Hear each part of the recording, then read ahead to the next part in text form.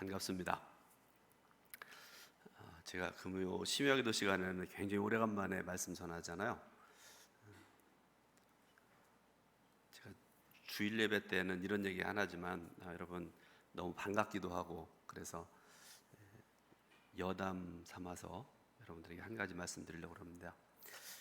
오늘 저녁에 제가 그 말씀 준비하는데 요새 제가 저녁을 조금밖에 안 먹거든요. 평소에 예전에 먹던 것보다 반 내지 3분의 1 정도만 먹고 그러는데 속이 편하고 좋았는데 오늘 성남에서 친구 목사님이 오셨어요. 뭐 준다니까 제가 오지 말라고 그럴 수도 없고요. 그래서 와서 막국수를 먹자고 그래서, 막국수 하면 제가 잘 아는 서동관 목사님 막국수의 제왕입니다. 이분은 막국수를 막 3그릇씩 먹어요. 같이 이제 먹는데 저는 그래도 이렇게 잘라서 4분의 1 정도를 나눠주고, 그러고서 이제 나는 조금만 먹어야 되겠다 그러는데 얼마나 맛있는지 이게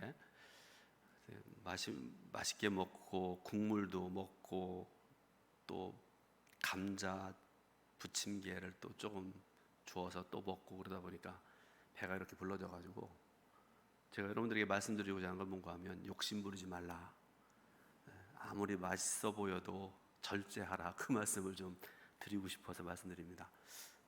지금 속이 좀 불편해요. 평소에 적게 먹다가 조금 더 먹었더니 그렇습니다.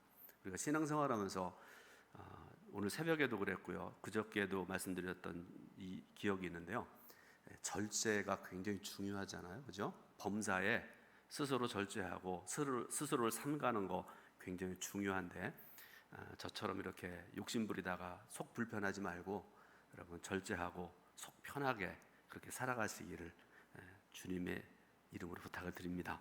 오늘 말씀의 제목이 참된 지식을 가진 그리스도인이라는 제목입니다.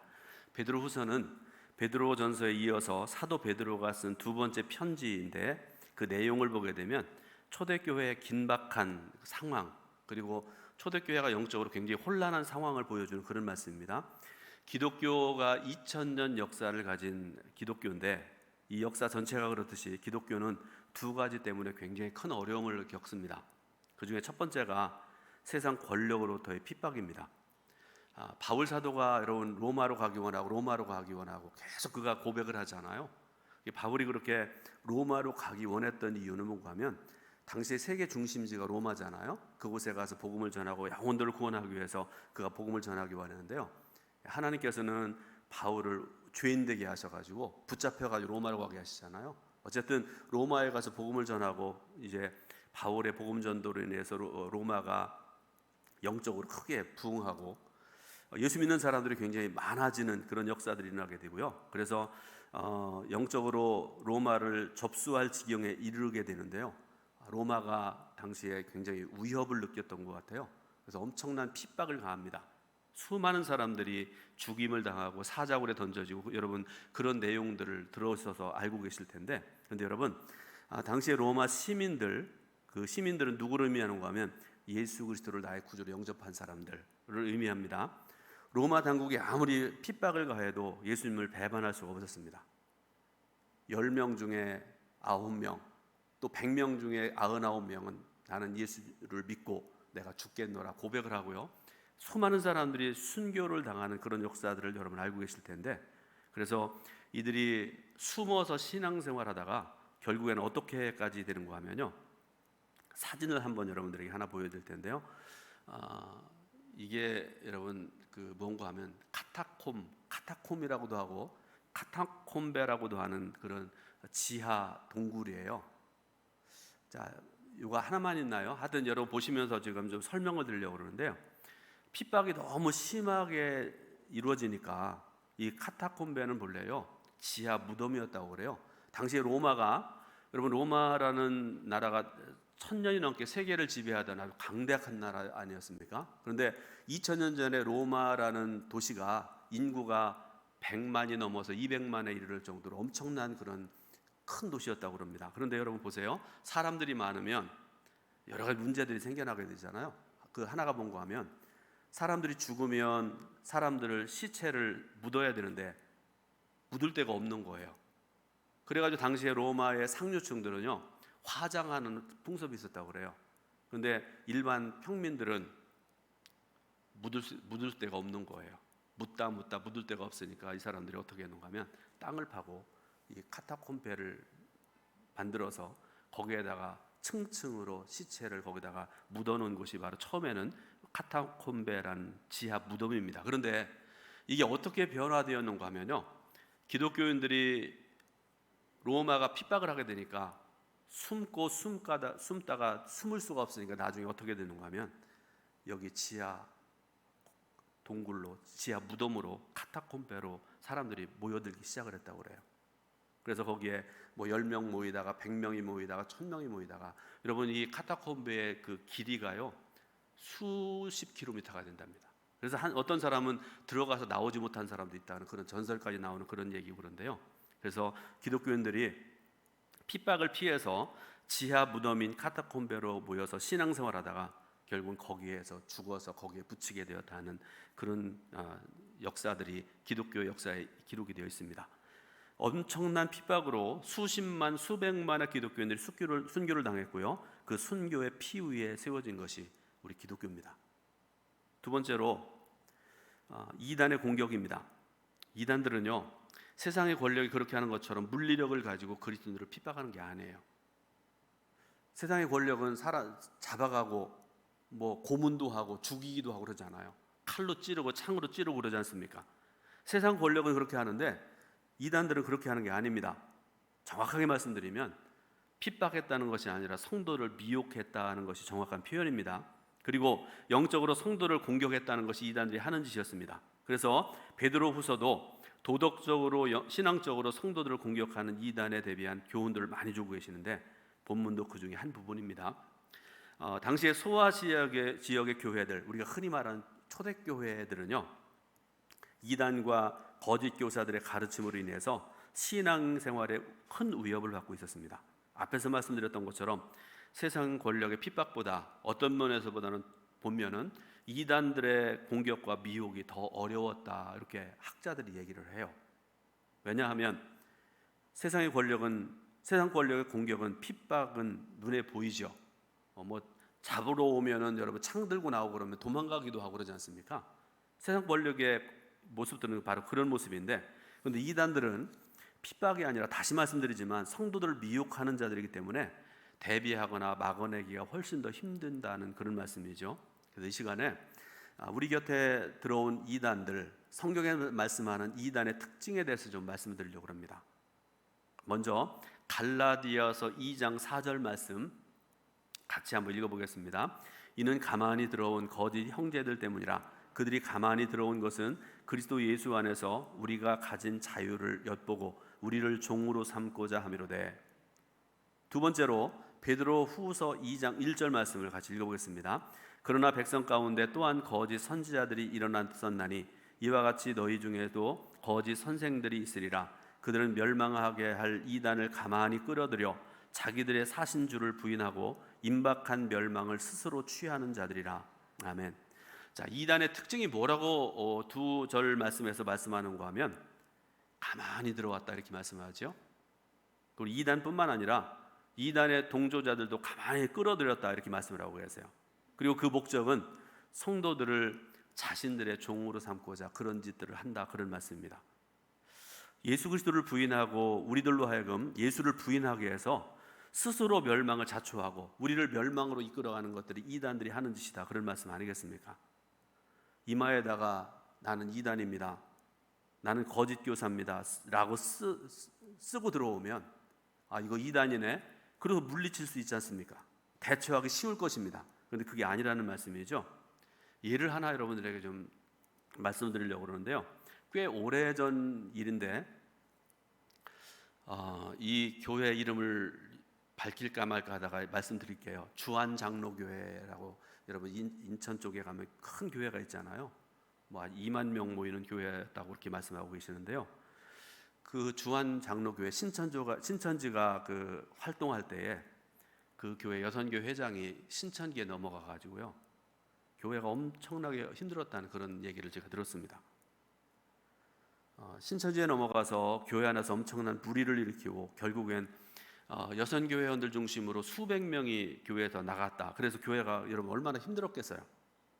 처음에는 가만히 들어와서 예수 잘 믿는 사람인 것처럼 들어와서 신앙생활 열심히 하는 것처럼 하고 성도들로부터 인정을 받은 후에 본색을 드러내서 교회를 힘들게 하는 것, 이것이 바로 여러분 이단들이 하는 짓이고요, 거짓 교사들이 하는 짓입니다. 잘못된 영을 가진 자들이 하는 짓거리입니다. 이런 거짓 교사들과 이단들의 미혹으로 인해서 당시 교회와 그리스도인들은요, 신앙에 굉장히 큰 위협을 받고 있는 그런 상황이었습니다. 그런데 당시 이단들이 했던 짓들 중에 하나를 더 하자고 그러면요, 그들은 성도들을 유혹해서 도덕적으로도 타락하도록 성도들을 이끌어 갔습니다. 예를 들어 보면요, 이런 얘기들을 해요. 우리는 구원받은 자들이기 때문에, 여러분 그건 믿잖아요, 그죠? 예수 그리스도를 나의 구주로 믿으면 구원받는다는 거 누구나 다 알고 있는 그런 사실이지 않습니까?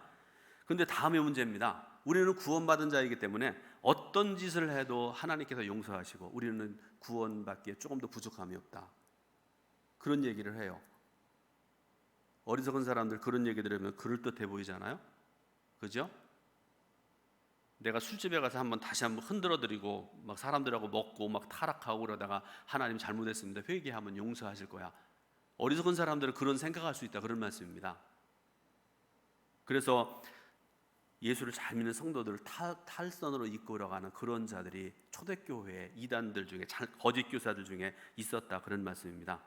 또 어떤 경우가 있는가 하면 자신들에게 신비한 영적인 지식이 있다고 자랑을 해서 어리석은 자들을 미혹하는 그런 경우들이 있습니다. 와봐, 그러면 여기에 너희도 교회 다녀봐야 뭐 설교도 시원찮고 찬양도 시원찮고 기도도 뭐 그렇고, 와봐 뜨겁게 막 열심히 잘하고 그러면서 막 이끌어 가잖아요. 얼마 전에 한 10년쯤 된 것 같은데 모 학교 앞에 여자 목사가 이제 예언한다고 그래서 그 밑으로 들어간 사람이 꽤 있었다고 그래요. 사람들이 예언에 대해서 굉장히 좀 뭐라 그럴까, 신비함을 갖는 것 같아요. 여러분, 예언은요, 성경 말씀이 예언이에요. 자꾸 누가 뭐라 그런다고 쫓아가면 힘들기만 해요. 가지 마세요. 성경 말씀 보시고 성경 말씀을 통해서 하나님의 섭리를 깨닫고 믿음으로 살아가시면 되지. 그래서 그 모 학교 앞에 여자 목사가 예언한다고 그래서 많은 사람들이 거기로 갔었다고 그러는데요, 그 결과 궁금하면 저한테 찾아오세요. 알려드릴 테니까. 자, 이런 상황에서 베드로 사도는 본문의 편지를 통해서 성도에게는 그리스도를 아는 참된 지식이 중요하다는 것을 강조해서 말씀을 하고 있습니다. 그러면 참된 지식을 가진 그리스도인의 특징이 무엇인가? 오늘 여러분 공과에 나오는 그런 말씀인데 세 가지를 말씀을 하세요. 첫 번째로 하나님과 그리스도를 아는 지식이 있다, 이렇게 말씀을 하세요. 저와 여러분들이 믿는 하나님은 삼위일체 하나님이세요. 여러분 꼭 잊지 마시기 바랍니다. 삼위일체 하나님, 무슨 말씀인가 하면 첫 번째 하나님은 창조주 하나님, 우리가 그렇게 믿잖아요. 말씀으로 세상의 모든 것들을 창조하신 창조주 하나님, 그렇게 고백을 하죠. 두 번째로 예수님의 역할은 구원자이십니다.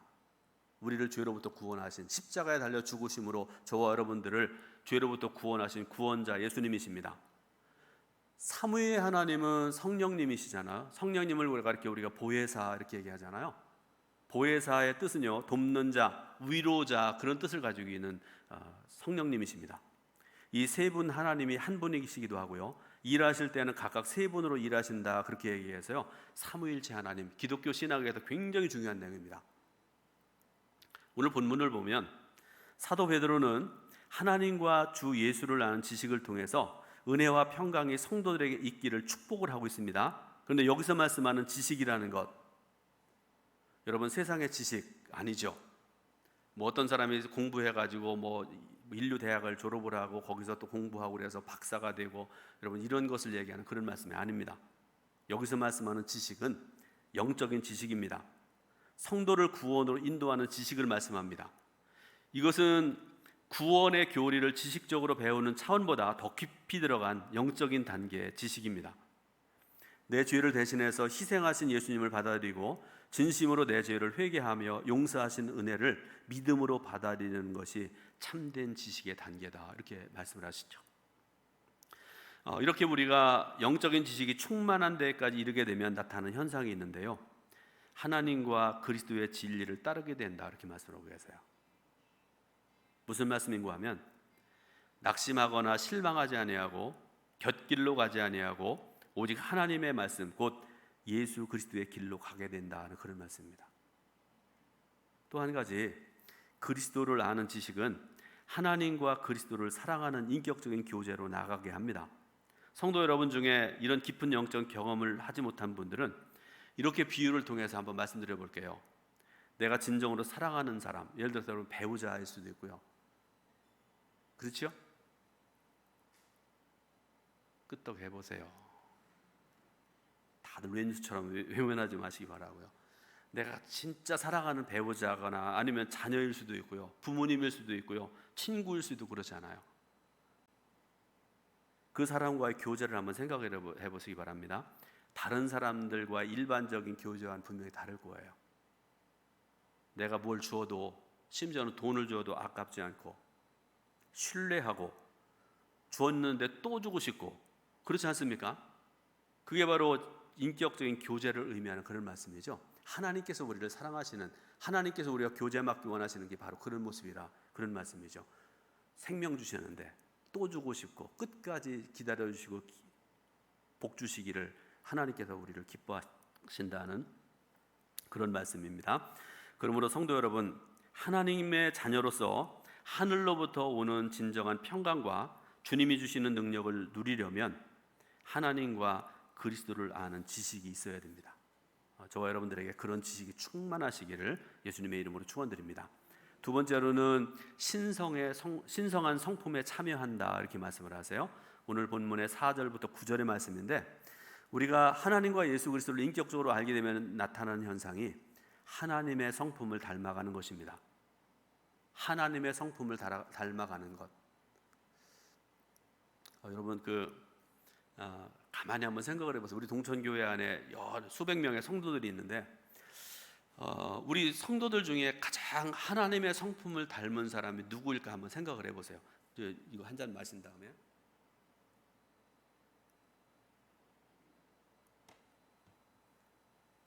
생각해 보셨어요? 얘기하지 마세요.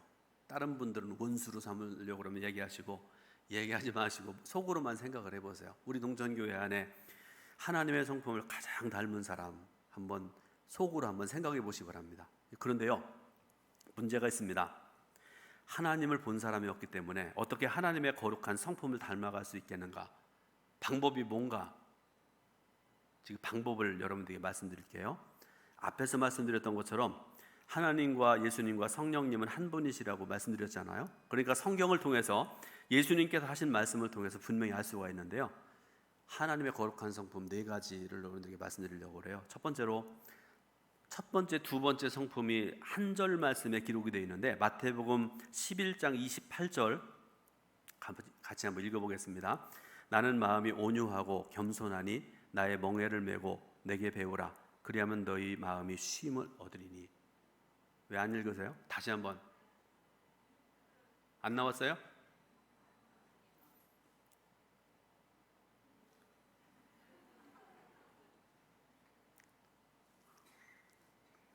알 수가 없네요. 따라서 한번 읽어보겠습니다. 나는 마음이 온유하고 겸손하니 나의 멍에를 메고 내게 배우라. 그리하면 너희 마음이 쉼을 얻으리니. 아멘. 하나님의 거룩한 성품 2가지를 말씀을 하시는데, 하나는 온유한 성품, 두 번째로는 겸손한 성품, 2가지입니다. 세 번째 성품 사랑입니다. 여러분 잘 하시는 요한복음 3장 16절 한번 해볼까요? 시작.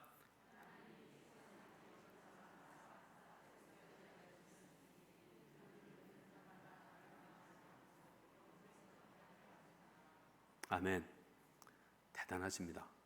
그 어려운 구절을 외우시니까요. 하나님의 거룩하신 성품의 세 번째로는 사랑입니다. 여러분 말할 나위 없는 하나님의 온전하신 성품이 바로 사랑이지 않습니까? 그 다음에 4번째 성품 공의입니다. 아모스서 5장 24절 말씀 있지요? 같이 읽어보겠습니다. 오직 정의를 물같이 공의를 마르지 않는 강같이 흐르게 할지어다. 아멘. 자, 여러분, 공의라는 말, 정의라는 말을 쉽게 말씀드리면 이런 내용이죠. 죄를 짓는 자에게는 징벌을, 믿음으로 살아가는 성도에게는 그에 합당한 복을 주시는 것. 여러분, 이해 없죠? 하나님께서는 아무리 사랑하는 성도라 할지라도 죄를 짓는 자에게서는 하나님께 경고하시고 깨닫지 못하면 그들을 책망하세요. 그들을 멸망케 하시는 하나님이세요. 우리가 구약과 신약 성경을 통해 수도 없이 그런 것들을 경험하지 않습니까? 그런데 여러분, 공의와 정의라는 게요, 말은 쉬운데 생활 속에서 실천하기 얼마나 어려운 일인지 모릅니다. 그런데 하나님은요, 사랑의 하나님, 온유의 하나님, 겸손의 하나님, 공의의 하나님이시라는 그런 말씀이죠.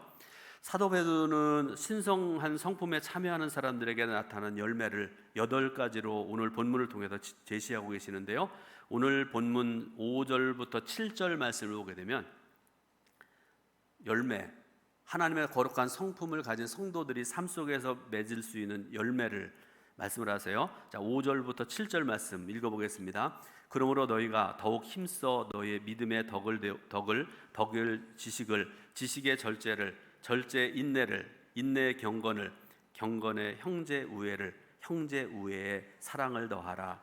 아멘.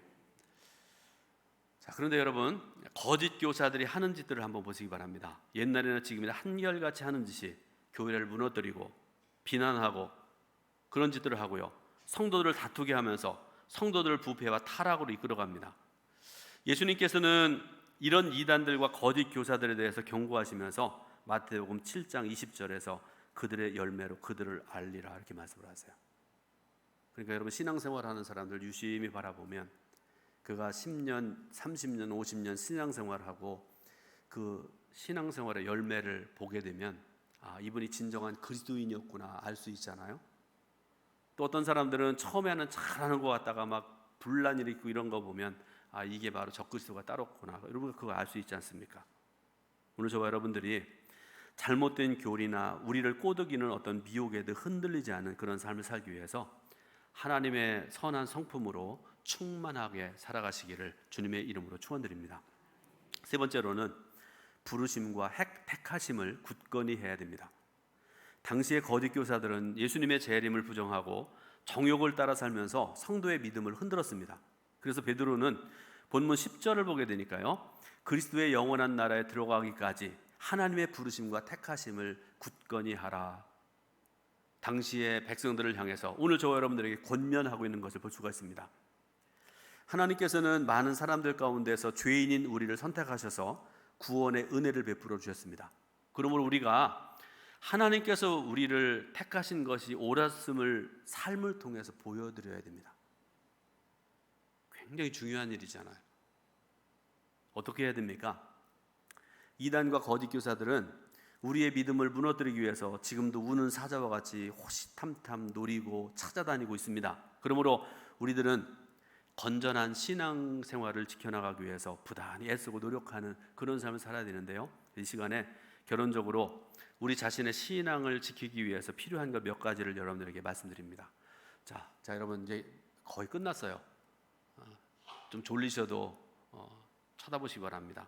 4가지 한번 결론적으로 말씀드릴 텐데요, 첫 번째로 우리의 신앙을 온전하게 하기 위해서 하나님의 말씀에 기초한 신앙이 되어야 됩니다.